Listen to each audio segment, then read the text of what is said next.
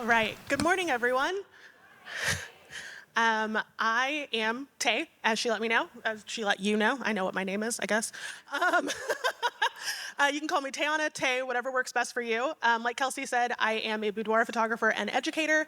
My studio is down in the Crossroads, and we've been there for about 2.5 years now. It is really exciting to be here and get to talk to you about kind of one of my favorite things. And it's as it relates to me and as it relates to my story and my studio. So we're gonna go ahead and get started. Oh, wait. Sorry. Oh, I didn't even know you pushed that. I know. Okay, so touch from the eyes of a trauma-informed boudoir photographer, and then sorry I suck at titles because I really do. So as far as this goes, I'm gonna kind of do like a broad spectrum thing, and then we'll kind of niche down on how it works for photography. So one of my favorite quotes, touch has a memory. And I think that it's really beautiful to think of this as a kind of thing where touch has so many different points as far as where it goes. And again, it's such a broad spectrum because there are all kinds of touch, right? So we have good touches, bad touches, and then that kind of breaks down further as to how that goes. So we have loving touches, we have caresses, we have hits, we have all kinds of things that we can do as far as touch is concerned, and it kind of stays kind of in our bodies. Especially as a trauma-informed boudoir photographer, it's something that I have to be really cautious of. So for example, being trauma-informed mostly just means that I am dedicated to reducing harm, especially in the boudoir space, as much as I can.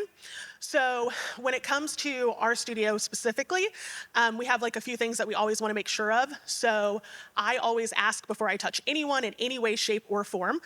Might seem like a very small thing, but people are usually nude or real, near nude in my studio.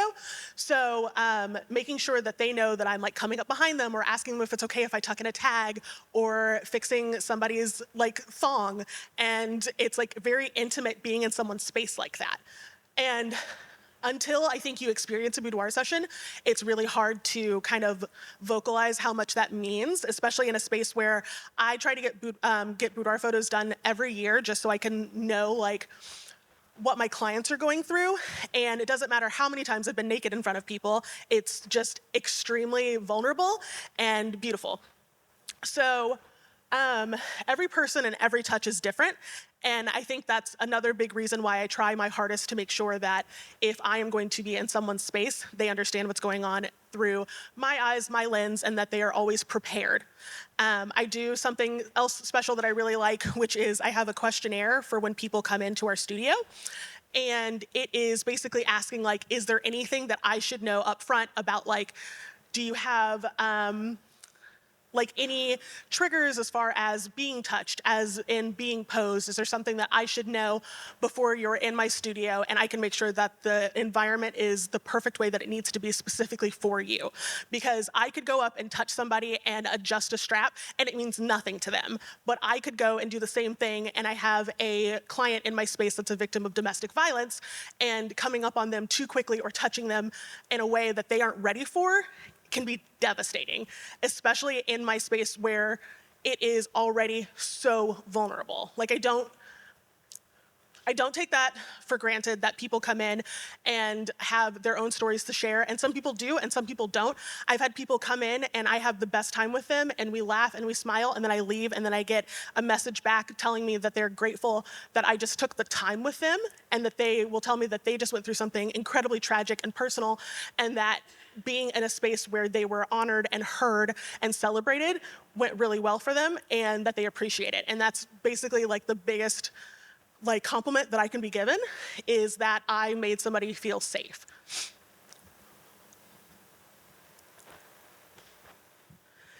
And this is just to show you that literally touch is so broad spectrum that I was Googling things just to be yeah, here's some good examples. And there's no one person that can do things there's Enneagram types, or there's the Myers-Briggs, and you're I know that there are 5 of these. I know that touch is a love language, but when it comes to the types of touches, it's literally infinite.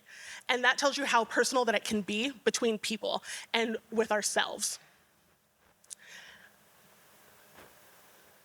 When in doubt, touch yourself. I think that one of the things that has been the most eye-opening for me is when I talk to my clients and we talk about their personal relationships with their bodies. It is so easy to think that everyone should be able to do something like this, or that everyone has had like gentle, kind, loving touches their whole life. And the sad news is that that's not real. There are a lot of people who have gone through things that you would never imagine, and you have no idea how much just like a hug or something could affect someone. So when I say when in doubt, touch yourself, always know what's pleasing to yourself and what boundaries that you want to draw with your body and in yourself before you give that piece to someone. So if you are, again, shooting with me, let me know. If you're like, hey, I absolutely don't want to be touched at any point during the session, I would actually love it if you would keep a wide berth from me. If someone is going to be in a relationship, letting them know how you want to be touched. And things like that always start with knowing it yourself, which, again, sounds super easy. Why wouldn't I know that I just like to be touched everywhere? And you don't know where trauma is stored in your body sometimes until you experience it. You can have an event that seems like it is a nothing and that it's no big deal, and then someone comes up to you and hugs you from behind and you have no idea that that trauma is stored deep in your body, and you have such a visceral reaction to it, and now you're like, oh, I know I hate being touched that way, and now you can communicate that to people.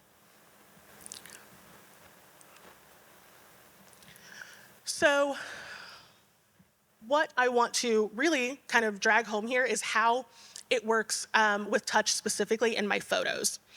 So I grabbed some of my favorites that kind of illustrate the work that I do. On the far right is my husband. He's very cute. Thank you, I know. And then to the left of him are two of my dear clients that I have fallen in love with and we have become friends. They came in for a maternity session. So I was running a model call so that I could start getting more couples into my studio, because if you know me, you know I love love. I love other people's love. I love capturing it. I love being a part of it. So that is another, I'm going to kind of walk you through here after I talk about these. On the top, we just redid my studio. That is my friend Emily. She came in with like this really like fancy lingerie, I just killed my husband get up, and I was super into it. And then below is another friend of mine, Gabby, and she is incredible. If you find her on my Instagram, you can find what she does. She's a beautiful hairdresser, and she's also a sex worker in KC, and she is very open about it. She is lovely. And if you want to check her out, again, she's everywhere. So the difference between photographing someone solo and photographing a couple or a throuple or whoever is honestly not that different. When it comes to photographing solo, you'll see with Emily here up front, I do a lot of things that require movement in my studio. So in order to show tension, in order to show an emotion, we play with light, we play with color, we play with outfits. And this specifically has become one of my favorites. And the way I direct it is I'll have my client lie on their back. I will have them put their knees up at the end of the bed. And then they are to kind of like make a, like almost like a, was that like a triforce? I don't know. I'm not nerdy enough, I don't think, right now. And you put your hands together, and then I will have you start like right below your belly button, basically, and then you'll drag it up slowly. So one, I love making a GIF out of this because it gets to show you all of the good tension, it gets to show you the emotion behind it, and you get to see that nothing in my studio is ever still, because I have never been still a day in my life. Below her, we have Gabby, and Gabby, at this point, I am photographing her from above as she lays on my couch. Very similar, I just had her lay back on a pillow. She puts her hand behind her, and then her other hand is suggestive and is laid right between her legs. So again, it's something that is sensual, it's sexy, but it's not necessarily over the top. And there's a whole other kind of like conversation behind this when it comes to like the male gaze and boudoir. And if you want to come and talk to me about this afterwards, I will absolutely lament about it all damn day. But it's very important to me that people are able to have photos where the sexiness, the sensuality, the connectedness with themselves is over someone if like they're gifting these to a partner or something like that. That's one thing that I have always tried to make sure is very apparent in my studio is I love it if you're gonna come in and you wanna gift things to someone, but I never want that to be your number one journey. I never want that to be your priority. I want you to come in because you want photos of yourself, and if someone else gets to see them, then they're just really fucking lucky. Sorry, that's another thing I can get on a soapbox about. So then next, with couples. Again, one of my favorite things to photograph are couples, people being in love, people being naked with each other, people being vulnerable. With this couple in specific, because her partner was pregnant, we have to obviously be a little bit more careful when it comes to posing and when it comes to limits and being able to figure out like things for them. In all of my couple shoots, I have a phrase that I use, or 3 letters that you'll see here up at the top. So ABT is always be touching. So I tell people if they are with their partner and we are taking photos and it feels natural to touch them, do it.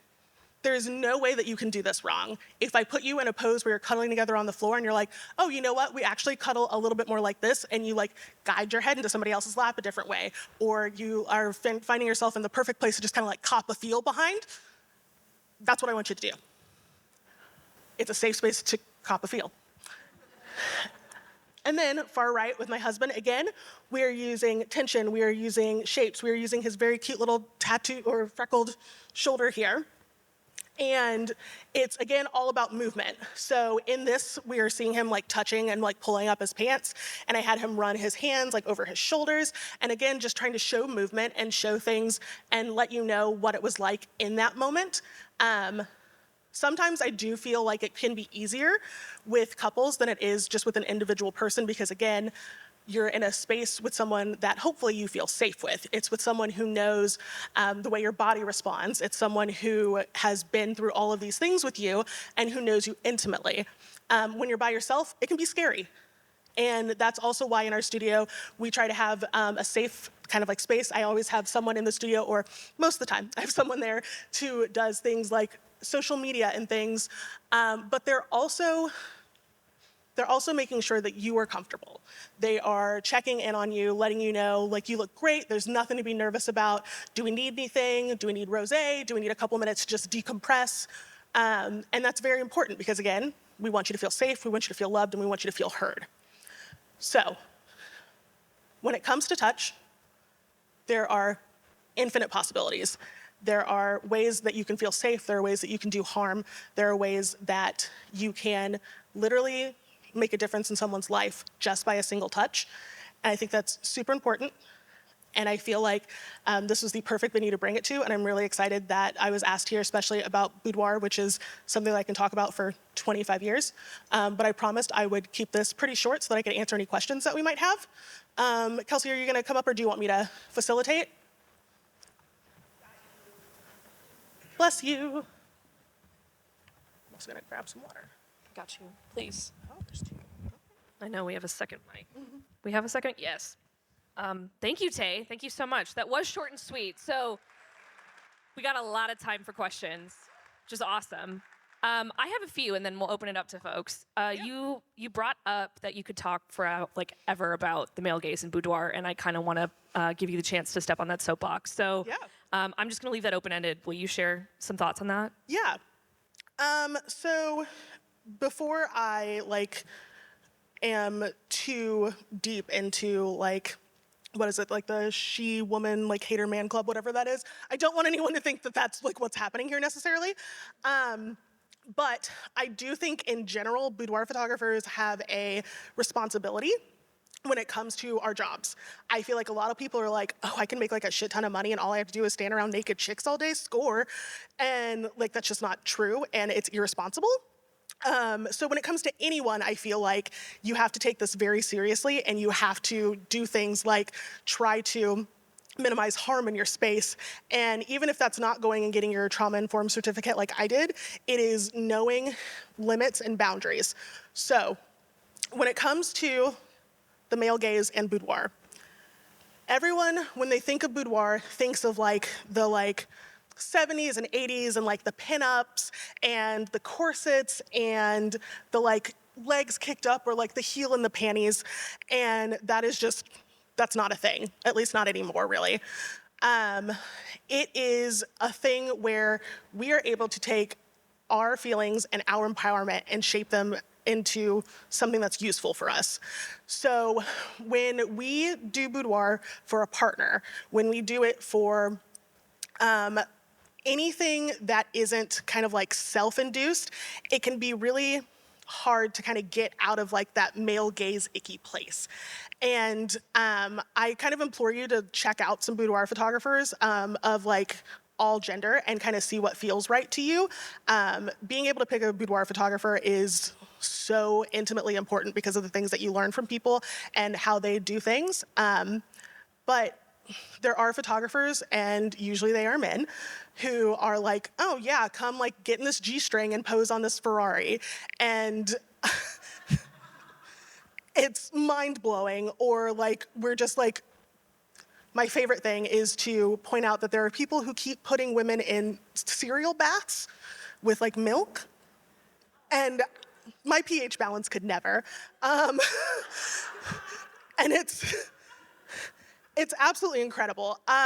So when you look at things, so especially like if you take a look at my work and it's very soft and it feels feminine and lovely, and if you were to go and look at said Ferrari man, usually someone is like on all fours or like their butt is like straight up to the camera.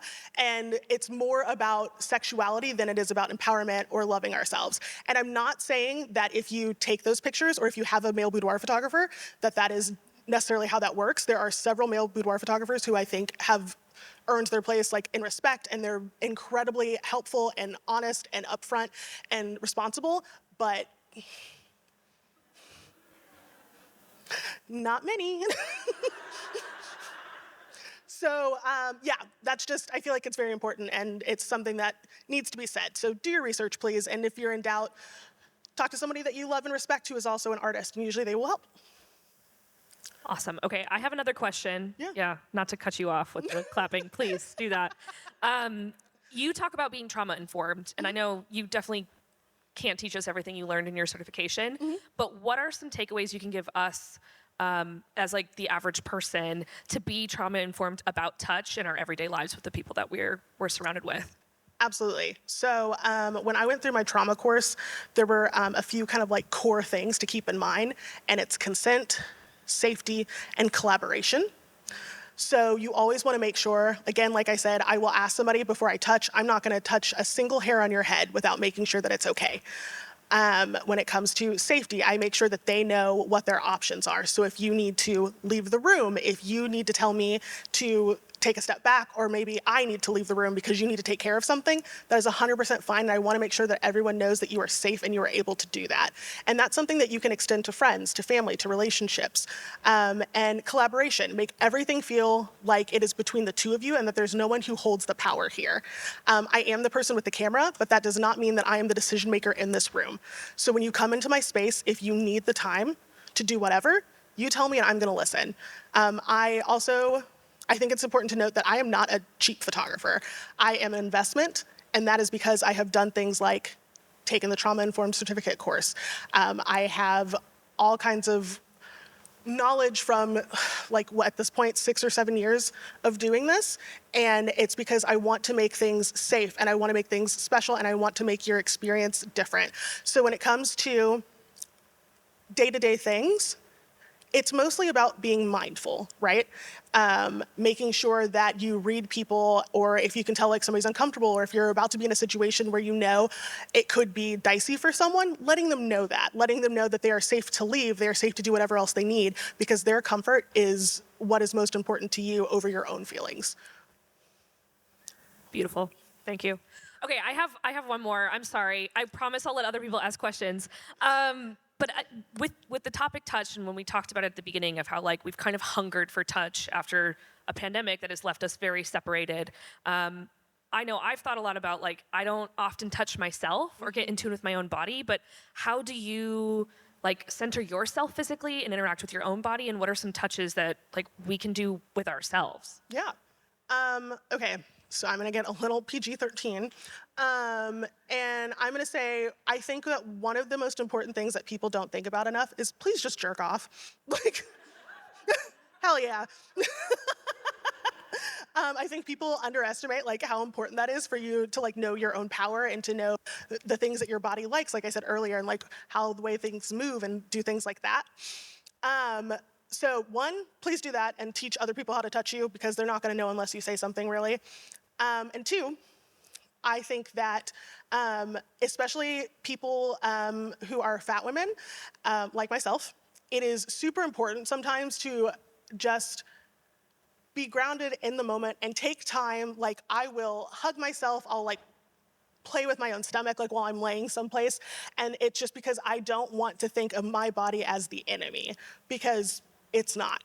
I have several chronic illnesses. I am in debilitating pain pretty often, but I can still find ways to thank my body and find out the things that I like from it, from being able to I have like a safe place for my husband to lay his head at night. He loves laying on my stomach and he'll wake up in the middle of the night and like just pepper me in kisses. And oh my God, that's so fucking cute.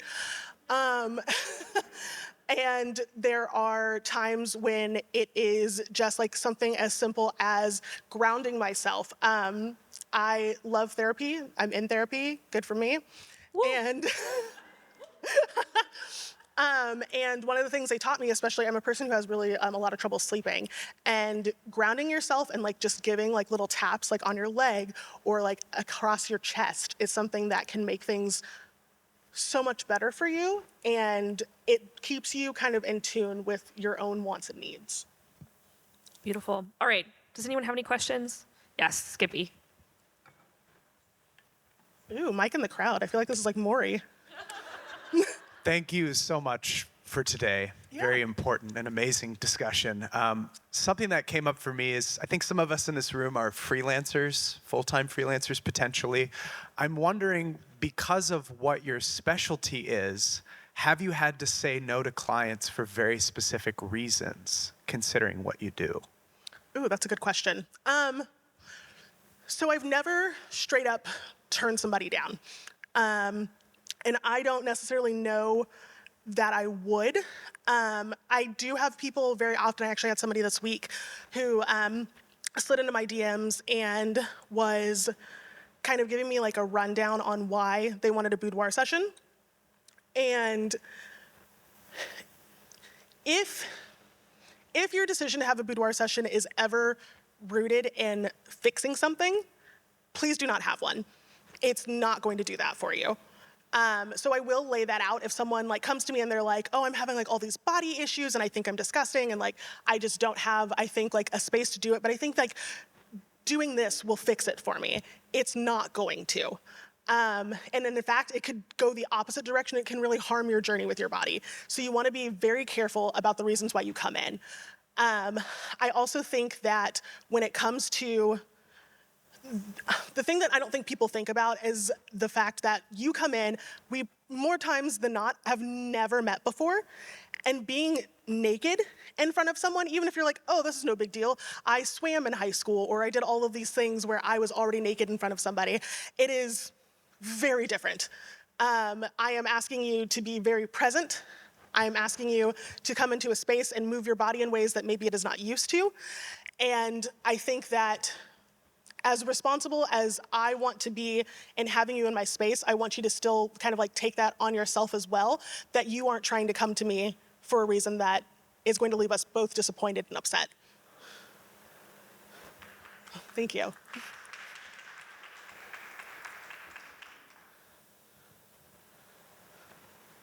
Oh, I won't run. That'll make it weird.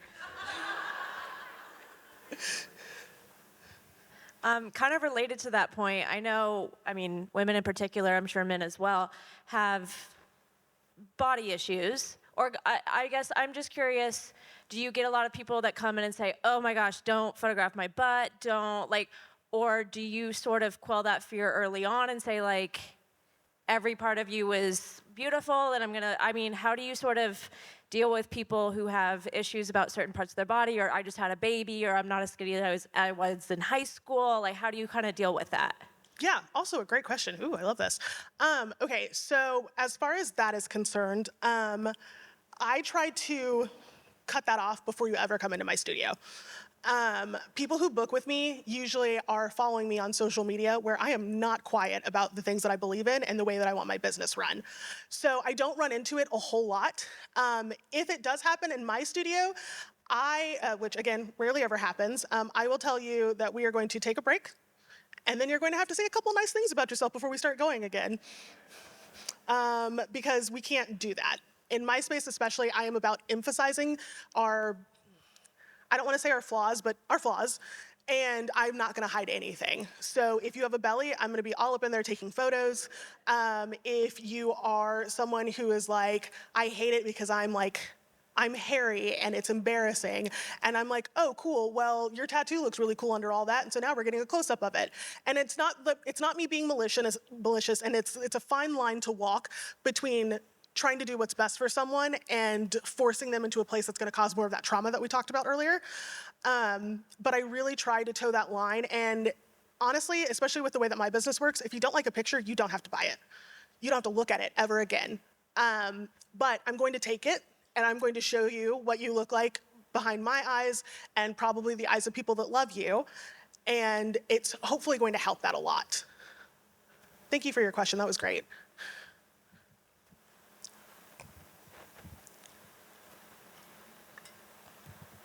My question is the same but different. So I am transgender, gender fluid. So I have a very interesting and complicated relationship with my body, as a lot of transgender people do.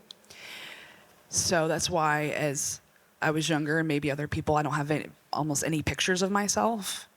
How do you kind of navigate that with your like transgender and non-binary clients? Like, how do you kind of help them navigate some of that body dysphoria? Yeah, so that is going to go kind of hand in hand with like my trauma-informed stuff. So there are things that sometimes I'm not perfect. I'm going to make mistakes in my studio, and sometimes it happens with clients there, and then we learn how to navigate that later. So, for example, I have clients who come in and who are transgender, and there are some people who are like, yeah, I don't have like any kind of dysphoria. I'm a woman with a penis, and that's just what I am. And great, that person is going to run around my studio and let it fly, and I don't give a shit. But there are also people who are going to come in and they're going to be like, I'm actually like, this is really hard for me. Like, I haven't had bottom surgery, but I want to love myself the way that I am. And so those people are people where, like, if you're getting dressed, I'm going to turn away, give you the privacy that you want so that you're able to do things like that. And honestly, if someone were to come in and they have things that are going to trigger that dysphoria or things that are going to make you upset, I just ask that you let me know so that I know how to handle it if it arises. Again, in my pre-session questionnaire that I send out, there are like so many spaces for you to tell me like how to watch my shit, and I welcome it. I don't ever want to fuck up in a space where it is so intimate that it's going to cause someone any type of dysphoria or harm or anything like that. So yeah, again, I'm gonna fuck up, call me out on it. I love it, I love learning, and if I was right all the time, then I wouldn't need to run a fucking business. I would be rich already, right? So. All right, any more questions, friends? Perfect. I would like to say thank you for bringing light to this beautiful art form that you have, and how you've talked about, as women and men, how we are objectified, and yet that art form has been stolen from us. But here you stand saying, let's bring it back. Let's bring our sensuality and our sexuality back. Thank you so much for shedding light on this. And I hope you go all over the country showing those photographs. Thank you so much. That's so nice of you.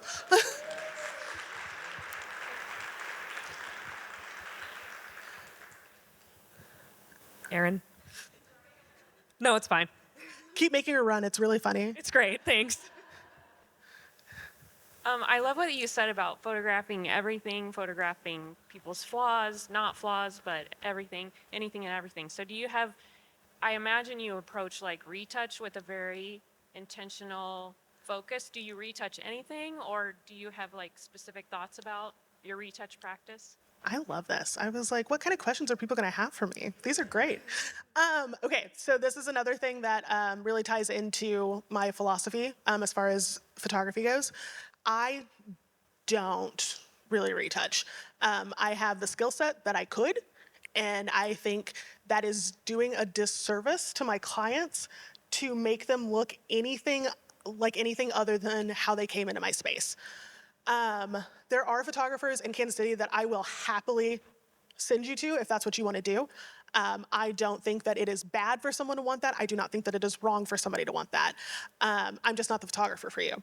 So what I will do is my blanket rule is if it's something that would be gone in 2 weeks, I'll retouch it out. If you have a pimple or something, or you like had a spray tan, or I had a client come in the other day and her cat had scratched her like all the way across her stomach because cats are cats. Things like that, absolutely. I will take them out. That is not a part of you. That is a part of an incident because cats are cats.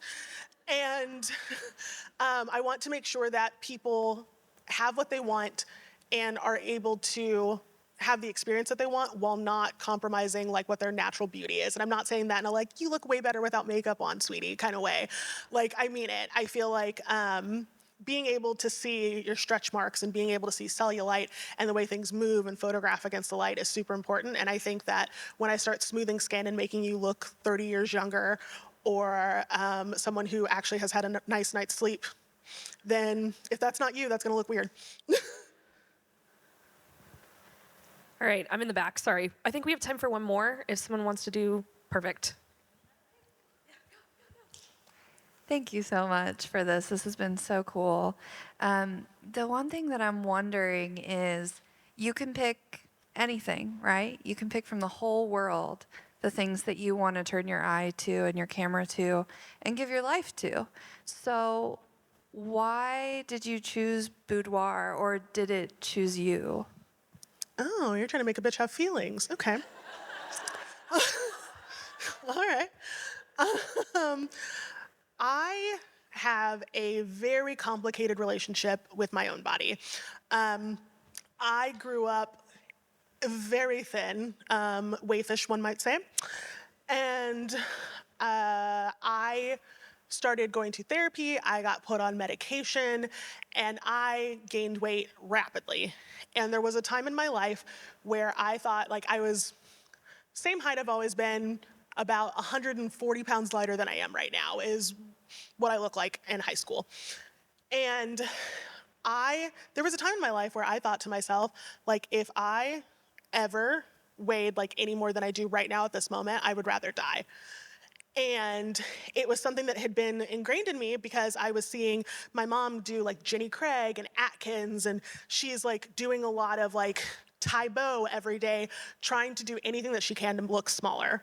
But at the same time, I have my mom to thank for the fact that I am now very comfortable in my body in a way that most people probably wish that I wasn't, because I am naked all the time. And it is just something that we have kind of like grown up around. My mom walked around naked, my grandma walked around naked, now I walk around naked. And I had a friend who asked me to do a boudoir session for her because she was getting married, and I was like, yeah, sure, I'll take a crack at it, we'll see how this goes. And at first, I was doing the heels and the panties, and I was doing the kicked up legs, and I was doing all of like those standard poses with victory rolls. And I went to Philadelphia to learn from this amazing boudoir photographer named Cheyenne Gill. And she was teaching through the lens of body neutrality, which is a term that I hadn't heard, right? Because we were all talking about body positivity and how you're supposed to love your body no matter what it does. And that's just not real. I can't sit here and say that I love my body every single day. I just told you that I'm in debilitating pain most of the time. Fuck that, no. But what is serious and what is great for me is being able to just be like, my body is what it is. I am who I am, and being able to translate that into photographs is incredible. So once I started doing that is when I realized that this was going to be something bigger than what I initially thought it would be, which is just like a companion to my wedding work, right? And then I started to meet these people with these incredible stories. Like, I can't even tell you, I'm a person that is not super social, and the most human contact that I usually have is having people come into my space 2 to 3 times a week. and I am learning like all of these stories. I'm getting to hear all of these incredible things about these people and how they view their bodies. And they tell me, oh, I saw someone who looks like you in like, or that looked like me in your Instagram feed. And that made me want to come here because I've never seen someone with my body type. And let me tell you, that high of like hearing someone say, you made me feel comfortable in my body just by existing is, it's wild. Like there is nothing that compares to it. And that's kind of what has kept me going this whole time, right? I quit my job 4 months before the lockdown to do this full time, and it scared the shit out of me. I was like, what did I just do? And I had no idea that people would keep seeing my work, would tell their friends, would come and visit me in my shitty studio where the elevator never worked and you had to climb 6 flights to get to me. Like, I didn't think that people were going to do that. And so yeah, I like that you asked if Boudoir chose me because I kind of think that's really what happened. I think that I was in a space where I was hurting and where I had learned nothing but commenting on people's bodies and being like, why are you wearing that? That's not flattering. And now I'm like, I don't give a shit if my rolls show through and if I look like the Michelin Man, I'm hot. So thank you. That was a really great question. I appreciate that. Okay, I know I said last one, but I really would love for you to give a quick shout out to Fat Camp because I think it's awesome. Oh, fuck yeah. Okay. So if anyone here knows Fat Girl Flo, Carissa, and A King, we decided to collaborate last year and create something called Fat Camp. It is a basically fuck you to the fat camps of like the 80s and 90s where you sent your kids to lose weight. Fuck that. You're gonna be fat, you're gonna be happy, we're gonna have snacks. We have lots of yoga that is for all like mobility. And so we are doing our second year of it this year. We are going back to, there's a space in Topeka where we went last year. Everything is accessible. We have places for you to drive and set up. We have, we're almost sold out as far as our actual cabins are concerned. But we do have a few more day passes. So if you come to see us on Saturday with the day pass, it's $650. You will get to see Body Language, which is a comedy show / performance show that one of my friends puts on, and it's incredible. There's drag queens, there's all kinds of people there, and they just tell stories and talk about their bodies. We'll be having a Fat Babe pool party, and then we'll be doing snacks, crafts, and dinner. So if you follow me on Instagram, I have a lot of cards outside, but I also have some here. And you go into my links, we do have a Fat Camp link. I would love it if any of you were to attend. It was so fun last year, and we've added so many more things. We're also, if you come to camp, we're gonna make a Fat Babe pool calendar. And we're gonna sell it so that next year we have scholarships for people who want to come. So yes, please check that out. If you have any other questions, please let me know. This has been incredible. You all have had so many amazing questions, and this has been great. Thank you so much.